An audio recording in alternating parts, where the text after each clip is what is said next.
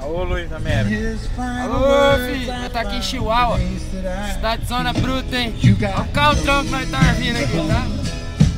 Olha o Washington, peão completo, vamos estar no Verbeck, nos touros. Vamos montar no Verbeck agora e nos touros. Mas vamos ver que touro que eu peguei lá e que cavalo que eu peguei lá. É isso aí. Tá aqui no trailer. Chama na montanha lá, aproxima na montanha. Aproxima aí, porque não sei o que é estranho.